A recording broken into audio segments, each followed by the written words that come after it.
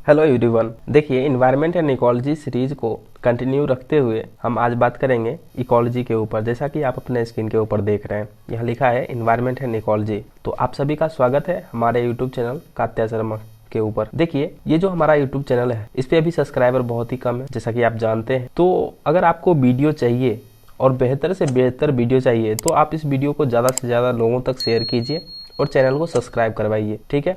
तभी आपको रेगुलर और दिन ब दिन बेहतर वीडियो आपको मिलेंगे, ठीक है। अगर इसके ऊपर सब्सक्राइबर नहीं बढ़ रहे हैं तो इसका मतलब है या तो मेरा कंटेंट खराब है, पहली बात। दूसरी बात है कि आप लोग इसमें इंटरेस्ट नहीं ले रहे हैं। तो अगर दोनों ही रीजन है तो मैं अपना चैनल टर्मिनेट कर दूंगा और आपके लिए जो बेहतर हो सकता है वो कंटेंट अवेलेबल नहीं हो पाएगी। तो आप अपना बेहतर काम यहाँ दिखा सकते हैं। चलिए बात करते हैं अपने टॉपिक के ऊपर कि इस वीडियो में हम पढ़ेंगे क्या। इन शॉर्ट में देख लेते हैं इकोलॉजी। सबसे पहला, इकोलॉजी क्या है, ठीक है। सबसे पहला और महत्वपूर्ण चीज इकोलॉजी, ये प्रीलिम्स में बहुत इंपॉर्टेंट है। क्यों? डायरेक्ट क्वेश्चन पूछे गए हैं 2015 में। ये प्रीलिम्स का जो क्वेश्चन है 2015 वाला, यहाँ मैं मेंशन करूंगा, तो इसके लिए चिंता करने की कोई जरूरत नहीं है। इकोसिस्टम, सेम ये जो कीवर्ड है ना, इकोसिस्टम, यही क्वेश्चन में मेंशन था 2015 के प्रीलिम्स में, ठीक है। ये क्वेश्चन मेंशन था कि अब बताओ कि इकोसिस्टम का जो सही एक्सप्लेनेशन क्या है वो बता दो, बस यही पूछा था, ठीक है ना। आगे क्वेश्चन पे आते हैं तो फिर उसके बारे में हम अच्छे से डिस्कस करेंगे, तो डोंट वरी, आप बने रहिए। उसके बाद आपको देखना है क्लासिफिकेशन ऑफ इकोसिस्टम, इकोसिस्टम का क्लासिफिकेशन, ठीक है। तो इसमें क्या है कि दो तरह का इकोसिस्टम होता है, आप जैसा कि जानते हैं। एक होता है नेचुरल इकोसिस्टम और दूसरा क्या होगा, मैन मेड, ठीक है। यही दो चीज हो सकती है, ठीक है ना। और आगे हम देखेंगे हिस्ट्री ऑफ इकोलॉजी। जैसा कि आप जानते हैं कि हम लोग जो कि सिर्फ सनातन धर्म वाले, जो सनातन धर्म को फॉलो करते हैं, वो सभी बेवकूफ़ हैं, ऐसा आप मानते हैं, ठीक है। जो सनातन धर्म को फॉलो करता है वो खुद भी मानता है कि हम लोग बेवकूफ़ हैं। पता है क्यों? क्योंकि वो सभी व्हाट्सएप यूनिवर्सिटी में पढ़ाई करते हैं और जो सामने वाला कह दिया, थोड़ा सा भी रिसर्च नहीं करना कि वाकई में ये जो कह रहा है वो सही है या नहीं है। व्हाट्सएप पे जो भी मैसेज आया उसको फॉरवर्ड करते रहते हैं। चेक करने की जरूरत नहीं पड़ती है कि वाकई में ये जो उन्होंने बोला है सही है या गलत है, ठीक है। तो इस वजह से ये जो आप कह सकते हैं सही जानकारी नहीं मिलती है लोगों को, ठीक है। और सही जानकारी नहीं मिलने की वजह से गलत चीजें लोगों में जल्दी ही फैलती है। लोग गलत चीज जल्दी सीख लेते हैं, सही चीज सीखने में टाइम लगता है, ठीक है। तो इसके ऊपर भी बात करेंगे। उसके बाद इंटरव्यू मॉक क्वेश्चन हमने यहाँ ऐड किया है, जैसा कि आप पिछले वीडियो में भी इसके बारे में हमने बात करी है। 2 क्वेश्चन दिया था, यहाँ पर भी हम 2 क्वेश्चन देंगे जो आपके इंटरव्यू में बहुत ज्यादा ही हेल्प करेंगे, ठीक है। तो चलिए शुरुआत करते हैं इकोलॉजी के ऊपर। देखिए, इकोलॉजी होता क्या है, सबसे पहले हम इसको थोड़ा सा समझते हैं। ये LOGY अगर लगा रहता है ना किसी भी वर्ड के लास्ट में, इसका मतलब होता है स्टडी ऑफ समथिंग, ठीक है ना, स्टडी ऑफ समथिंग। अगर ये जो लॉजी वाला वर्ड है, अगर ये कात्या शर्मा यहाँ लिखा है, इसके लास्ट में लग जाए तो इसका मतलब हो गया कि कात्या शर्मा की जो भी चीजें हैं या कात्या शर्मा के बारे में स्टडी करना, ठीक है। अब देखो, ये जो अब तो ये समझ में आ गया कि लॉजी का मतलब हुआ स्टडी ऑफ समथिंग। अब देखो इकोलॉजी का क्या मतलब होता होगा। इकोलॉजी का मतलब होता है साइंस ऑफ समथिंग, ठीक है ना। और ये जो समथिंग है ना, यही इकोसिस्टम है, ठीक है ना। ये इकोलॉजी का जो मीनिंग है वो है साइंस ऑफ समथिंग, और साइंस ऑफ ये जो समथिंग है, ठीक है ना, वही इकोसिस्टम है। अब ये कैसे है इसको थोड़ा सा हम आराम से समझते हैं, ठीक है ना। चिंता करने की कोई जरूरत नहीं है। अगर डाउट रह जाता है नीचे कमेंट बॉक्स है, वहां लिखेंगे। चलो अब इसका डेफिनेशन देखते हैं। कह रहा है कि वो समथिंग क्या है वो देखते हैं। कह रहा है कि द साइंटिफिक स्टडी ऑफ के बाद ये जो how organism interact with one another and with their physical environment, यही समथिंग है, ठीक है ना। और ये जो ऑर्गेनिज्म जो इंटरेक्ट करता है अपने और अपने आसपास जो है उसके साथ, और उसके बाद फिजिकल एनवायरनमेंट, यही इकोसिस्टम है, ठीक है। देखो यहाँ पे मैं हूँ और यहाँ पे शेर है, ये दोनों एक साथ नहीं रह सकते, ठीक है ना। क्यों नहीं रह सकते भाई? ये मेरे को निपटा देगा। क्यों? मैं इसका फूड हूँ, फूड, ठीक है ना। ये फूड के लिए हमें निपटा देगा, हम इसको नहीं निपटा पाएंगे अकेले, लेकिन ये अकेले हमको निपटा देगा, ठीक है ना। तो ये जो इंटरेक्शन हो रहा है मेरे और इसके साथ, और यहाँ पर अगर मान लो कि मुझे ये निपटा देता है तो हड्डियां बच जाएगी, तो इधर से चील कौवे आके खा जाएंगे। तो ये सभी इंटरेक्शन जो है ना, यही इसकी जो स्टडी होती है ना, वही इकोलॉजी है, ठीक है ना। अब समझ में आ गया होगा। चलो आगे बढ़ते हैं और समझते हैं कि इकोलॉजी को हम study of home of nature कहते हैं, ठीक है ना। और ये study of home of nature जो है ना, ये हैकल ने दिया था, ठीक है ना। हैकल एक बंदा है जो साइंटिस्ट था, ठीक है ना, जर्मन साइंटिस्ट इसको बोलो, इस बंदे ने दिया था और ये 1866 में दिया है, ठीक है ना। अब ये जो टर्म है ये यहाँ पे मैंने मेंशन कर दिया है, बट अगर आप यूपीएससी के लिए प्रिपरेशन कर रहे हो, ठीक है ना, तो हैकल और 1866 ये यूजलेस है, इसको बिल्कुल भी याद मत करना, इसलिए यहाँ मेंशन नहीं किया है। सिर्फ लिख दो ecology is study of home of nature, ठीक है ना, हो गया। इस वर्ड को काट देना कि हैकल ने दिया था और 1866 में दिया था, ठीक है, बकवास है, बिल्कुल भी याद नहीं रखना है। चलो आगे बढ़ते हैं। अब कह रहा है कि स्टडी ऑफ इकोसिस्टम है। अब सवाल आता है कि भाई स्टडी ऑफ इकोसिस्टम कैसे है, इसको थोड़ा सा समझाओ। क्या होता है कि कम्युनिटी ऑफ लिविंग जो ऑर्गेनिज्म है वो क्या करते हैं, इंटरेक्ट करते हैं नॉन लिविंग ऑर्गेनिज्म के साथ, ठीक है ना, तो इसी वजह से इसको बोलते हैं स्टडी ऑफ इकोसिस्टम, ठीक है। चलो इसको थोड़ा सा और डिटेल में समझ लेते हैं, इकोसिस्टम को ही समझ लेते हैं, जिससे कि आपको ये जो वर्ड यहाँ पे कीवर्ड लिखा है इससे आपको प्रॉब्लम नहीं हो, ठीक है। आगे बढ़ते हैं और इसी को समझ लेते हैं कि इकोसिस्टम क्या होता है। कह रहा है कि the complex of living organism, ये तो हमको समझ में आ गया भाई, लिविंग ऑर्गेनिज्म है तो उसमें कॉम्प्लेक्स होगा ही, क्योंकि यहाँ पे चिड़िया होगी, यहाँ पे बिल्ली होगा, ठीक है ना, यहाँ पे मेन होगा, यहाँ पे काऊ होगा, तो इसमें कॉम्प्लेक्स आ ही जाएगा, अलग अलग तरह के जीव होंगे, ठीक है ना।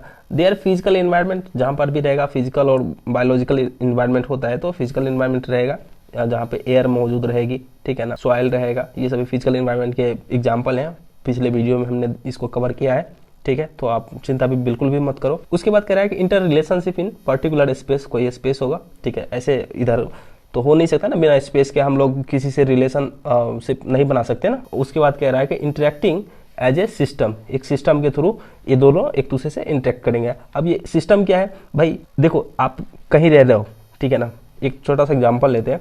देखो आप इस रूम में रह रहे हो, ठीक है, और इसमें 4 बंदे रह रहे हैं, तो इसमें एक सिस्टम होगा ना कि देखो एक आप ऐसे मुजवानी, ठीक है ना, बिना कोई रूल रेगुलेशन के कुछ भी आपने लिखा पढ़ी नहीं किया है और एक आपने बोल दिया है कि देखो ये हम लोग 4 इस रूम में रह रहे हैं, तो एक का काम है पानी लाना, ठीक है, कोई पानी लेके आएगा और पानी एक ही बंदा डेली नहीं लाएगा, चेंज कर करके वो पानी लाएगा, ये यहाँ पे लिख लो वाटर है, ठीक है, पानी लाने का काम है। दूसरे का काम है कि ये दूसरा बंदा है यहाँ पे, उसका काम है कि खाना बनाएगा, ठीक है। तीसरे का काम है ये रूम जो है ना इसको क्लीन भी तो करना है। तो इस तरह का आपने एक सिस्टम बनाया है कि किसी का काम है खाना बनाना, किसी का काम होगा फिर बर्तन धोना, ये भी तो होगा ना। तो आप 4 बंदे हो तो 4 मिलके ही इसमें सारा काम करोगे, ठीक है ना। तो ये जो सिस्टम आपने बनाया है, और देखो इसमें जो खाना बनाने का काम है, ठीक है ना, डेली एक ही आदमी को नहीं दे सकते, तो इसमें कुछ क्या होगा, कुछ ना कुछ इनपुट होगा, ठीक है ना। आप खाना तो ऐसे नहीं है कि घर में रखा है सामान तो बना लोगे, अभी तो बना लोगे, बाद में कैसे होगा, लाना पड़ेगा ना कहीं से, तो कहीं से जो लाओगे वो इनपुट हो गया। खाना खाने के बाद कुछ ना कुछ तो निकालोगे आप, वो आउटपुट है, ठीक है ना। तो इसको अगर हम अलग भाषा में कहना चाहें तो हम ये बिल्कुल कह सकते हैं कि ये जो है ना बायोटिक एंड एबायोटिक कंपोनेंट्स जो हैं, ठीक है ना, वो लिंक करते हैं न्यूट्रिएंट साइकिल के थ्रू और एनर्जी फ्लो उनमें होता रहता है, ठीक है ना। न्यूट्रिएंट साइकिल, खाना, ठीक है, बिना खाना का तो आप जिंदा ही नहीं रहोगे। तो जिंदा रहने के लिए मतलब कोई भी ऑर्गेनिज्म जो है, लिविंग ऑर्गेनिज्म है, उसको जिंदा रहने के लिए फूड चाहिए ही चाहिए, बिना फूड के वो बहुत लंबे समय तक जिंदा नहीं रह सकता, निपट जाएगा, ठीक है ना। तो न्यूट्रिएंट साइकिल और एनर्जी फ्लो होते रहता है, तो ये दोनों से ये लिंक है, ठीक है। चलो आगे बढ़ते हैं, मुझे आशा है कि आपको ये चीजें समझ में आ गई है, ठीक है ना। और ये क्या करते हैं कि खुद ब खुद ये कैपेबल रहते हैं कि मेंटेन द इक्विलिब्रियम ऑफ होमोस्टैटिक्स। अब इस चीज को थोड़ा सा हम डिटेल में समझेंगे अगले कुछ सेक्शन आने वाले समय में, तो बिल्कुल भी आप इस चीज को ऐसे ही लिख दो। इकोसिस्टम जो है ना ये खुद ब खुद मेंटेन कर लेती है अपने स्टेट ऑफ इक्विलिब्रियम बाय होमोस्टैटिक्स, ठीक है ना।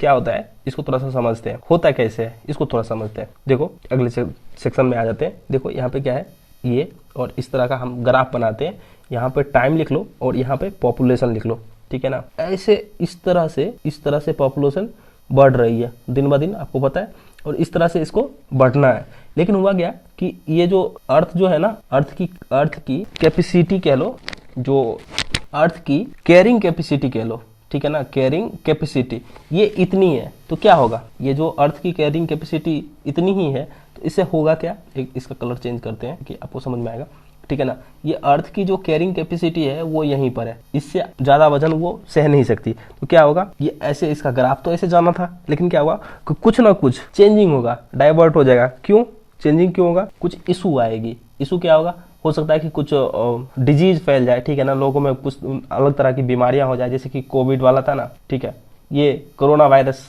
जैसा कुछ आ जाए और लोग बहुत सारे मात्रा में लोग निपट जाए, या फिर ये भी हो सकता है वार आ जाए, ठीक है ना, वार हो जाए, दो देश के बीच में हो जाए, न्यूक्लियर वार जैसा कुछ हो जाए तो सभी निपट जाए, ठीक है ना। तो फिर जब आप लॉन्ग टर्म में देखोगे तो ये कुछ इस तरह से दिखेगा, रुको, ये कुछ इस तरह से दिखेगा, यहाँ से उठेगा, ये यहाँ से कुछ ऐसा उठेगा, फिर ठीक है ना, ये कैरिंग कैपेसिटी है, यहाँ तक आते आते फिर ये इस तरह का ग्राफ बन जाएगा, ठीक है ना। इसी को होमोस्टैटिक्स बोलते हैं, ठीक है ना। इकोसिस्टम जो है वो अपने आप को मेंटेन रखता है, तो हम कह सकते हैं इकोसिस्टम जो है वो खुद को कैपेबल है maintaining the state of equilibrium of homeostatics, ठीक है ना। इस तरह का आप चाहो तो ग्राफ बना सकते हो, कोई प्रॉब्लम नहीं आने वाली है, ठीक है ना। ऐसे क्लीन ग्राफ बनाना चाहो तो इस तरह से इस तरह का कर लेना, इसमें टाइम लिख लेना, इधर पॉपुलेशन लिख लेना, सॉरी, और फिर आप इस तरह से ग्राफ बनाना, ठीक है ना, और फिर यहाँ पे डॉट डॉट कर देना, और फिर इसको इस तरह से कर देना, और यहाँ से इस तरह का खींच देना, ठीक है ना। और यहाँ पर लिखना अर्थ कैरिंग कैपेसिटी, ठीक है ना, ECC। आप यहाँ पे फुल फॉर्म भी लिख सकते हो, कोई वो प्रॉब्लम नहीं है। और ये है, इसको अगर यहाँ पे इस तरह से अगर बनाओगे तो ओवर शूट कह सकते हो, ठीक है ना। ओवरलोड भी आप समझ लो, ठीक है ना, इससे बेहतर है कि ओवर शूट बोल दो, ठीक है। ये ओवर शूट हो गया, ये बहुत ज़्यादा वजन हो गया, लेकिन अर्थ की जो कैरिंग कैपेसिटी है वो इतनी ही है, इससे ज़्यादा पॉपुलेशन को वो अपने ऊपर नहीं रख सकती, ठीक है ना। तो फिर वो किसी तरह से निपटा देगी। अर्थक्वेक हो गया, बहुत सारा तरह का डिजास्टर आता है ना, तो ये सब रीजन हो सकते हैं, ठीक है। अपने आप को वो मेंटेन रखती है, ठीक है। चलो अब देखते हैं क्लासिफिकेशन ऑफ इकोसिस्टम, ये क्या होता है। हम इसको पहले ही बता चुके हैं कि दो भागों में किया गया है, नेचुरल इकोसिस्टम है, उसके बाद मैन मेड है। तो नेचुरल इकोसिस्टम का जब हम क्लासिफिकेशन करते हैं तो उसमें आता है टेरेस्ट्रियल, जिसमें लिखते हैं forest, fresh water and grassland, ठीक है ना। और दूसरा है इक्वेटिक, जहाँ पे मतलब एक कह सकते हो भूमि वाला, ठीक है ना, जहाँ पे हम लोग रह सकते हैं, ठीक है। और एक जल वाला है, तो इसको इक्वेटिक जलिया बोलते हैं, saline water, desert and marine water, ठीक है ना। अब आप हमें ये बताओ कि अगर मैरीन फिश को फ्रेश वाटर में इधर इधर डाल देंगे तो क्या होगा। हमने इसका आंसर पिछले वीडियो में दिया है, तो आप वहां से भी देख के बता सकते हो, और यहाँ से भी अगर आपके पास आइडिया है तो आप इसका कमेंट कर देना कि वाकई में क्या होगा। अगर मैरीन फिश को यहाँ से निकाल के फ्रेश वाटर में डाल देंगे तो क्या होगा, ठीक है। इसका रीजन भी देना कि क्यों होगा, ठीक है ना। चलो यहाँ पे एक अगर ये नेचुरल इकोसिस्टम है तो यहाँ पे एक मैन मेड इकोसिस्टम हो जाएगा, ठीक है। चलो ये तो कंप्लीट हो गया क्लासिफिकेशन ऑफ इकोसिस्टम। अब बात करते हैं जो क्वेश्चन पूछा गया है उसके ऊपर। देखो क्वेश्चन अच्छे से आप देख लो, जिससे कि आपको कोई प्रॉब्लम नहीं होनी चाहिए। Which of the following is the best description of the term ecosystem, ठीक है ना। यहाँ पे इकोसिस्टम का जो बेस्ट डिस्क्रिप्शन हो सकता है उसको बताना है, ठीक है। पहला ऑप्शन है a community of organism interacting with one another, ठीक है। उसके बाद कह रहा है कि that part of the earth which is inhabited by living organism, ठीक है। तीसरा है community of organism together with the environment in which they live, ठीक है। उसके बाद the flora and fauna of A area, ठीक है। अब इसका जो आंसर है मैं नहीं बता रहा हूं, क्योंकि हमने इसके बारे में पहले ही डिटेल में डिस्कशन किया है। तो इसका आंसर आपसे उम्मीद है कि आप इसका आंसर सही ढूंढ लोगे और नीचे कमेंट करोगे, ठीक है। चलो आगे बढ़ते हैं, देखते हैं हिस्ट्री ऑफ इकोलॉजी। जैसा कि मैंने बताया कि हिस्ट्री ऑफ इकोलॉजी जो है, अभी इन्वायरमेंटल मूवमेंट चला था, ठीक है ना। और इन्वायरमेंटल मूवमेंट चलने का रीजन क्या है वो आप हमें बता देना। क्या हुआ कि यूएस में इंडस्ट्रियल रिवोल्यूशन आया, ठीक है ना। इंडस्ट्री वहां पे इवॉल्व हुई, और इससे क्या हुआ कि बहुत सारा पॉल्यूशन वहां पे क्रिएट हुआ, ठीक है ना। तो इस पे प्रॉब्लम यहाँ नहीं है, प्रॉब्लम आई एक बंदे के नाम से, जिसका नाम है रेचल कार्सन, ठीक है ना। इस बंदे ने एक बुक लिखी, और ये जो बंदा है ना बायोलॉजिस्ट था, और इसमें इसने कहा कि डिस्ट्रक्टिव इफेक्ट ऑफ पैरासाइट्स, जो हम पैरासाइट्स का यूज कर रहे हैं, इससे क्या प्रॉब्लम हो रही है, इसके बारे में इन्होंने बहुत अच्छे से बात करी, ठीक है ना। और इससे लोगों में जागरूकता बढ़ी। उसके बाद क्या हुआ कि ग्रीन पॉलिटिकल मूवमेंट स्टार्ट हो गया। लोग कह रहे कि नहीं, अरे हरे पेड़ पौधे लगाओ, इस तरह से ऐसे नहीं चलेगा। उसमें अब देखो जो उसमें शामिल होंगे, ठीक है ना, कोई भी प्रोटेस्ट होता है तो उसमें लोग कौन सा लोग शामिल होते हैं, वहाँ पे जो फालतू बैठे रहते हैं, जिसके पास कोई काम नहीं रहता है। सबसे पहला एक्टिविस्ट आ जाएंगे, अरे नहीं हम मतलब कोई भी प्रॉब्लम है तो हम तो खड़े ही हैं, ठीक है ना। अब उसके बाद ये एक्टिविस्ट आ गए, उसके बाद फिर जो गवर्नमेंट से खुश नहीं होते हैं, ठीक है ना, तो नॉन गवर्नमेंटल ऑर्गेनाइजेशन वहाँ पर जो थी वो सभी आ गए, ठीक है ना। उसके बाद इन्वायरमेंटलिस्ट पॉलिटिकल पार्टीज जो थी वो सभी इस तरह से अपना मतलब पत्ता दिखाने को आगे कि भाई अपनी रोटी भी तो सेकनी है ना, तो सभी मिलके खड़े हो गए और ये इतना बड़ा मूवमेंट स्टार्ट हो गया कि लोगों को पता चलना स्टार्ट हो गया कि भाई वाकई में हम जो पैरासाइट्स या कोई भी केमिकल का यूज करते हैं उससे हमें कितना नुकसान है। ये उस टाइम 1960 के टाइम में ये सामने आया और 70 तक इसका मूवमेंट चला, ठीक है ना। लोगों में जागरूकता आई और लोग सुनना स्टार्ट कर दिए। लेकिन बात यहाँ नहीं है कि सिर्फ 1960 में ही इसके बारे में बात हुई। ये जो हिस्ट्री ऑफ इकोलॉजी की जब बात करते हैं तो सनातन धर्म में बहुत पहले से है, ठीक है ना। यहाँ जो पर्सन थे, ठीक है ना, अगर इसकी बात अगर हम कहें, यहाँ के जो ह्यूमन थे उनमें बहुत ज़्यादा इनके बारे में जागरूकता थी और ये हमारे वेदों में भी इसके बारे में वर्णन मिलता है, ठीक है, कि हमें इन सब चीज़ों को बचा के रखना है, मतलब इकोलॉजी की रक्षा करनी है, नहीं तो हम निपट जाएंगे, इसका हमें जिक्र मिलता है, ठीक है ना। तो अगर हम कहना चाहें कि हिस्ट्री ऑफ इकोलॉजी, तो हम कह सकते हैं कि as old as human civilization, ठीक है ना। ह्यूमन सिविलाइजेशन जितनी पुरानी है उतनी पुरानी ही इकोलॉजी है, ठीक है ना, हिस्ट्री ऑफ इकोलॉजी।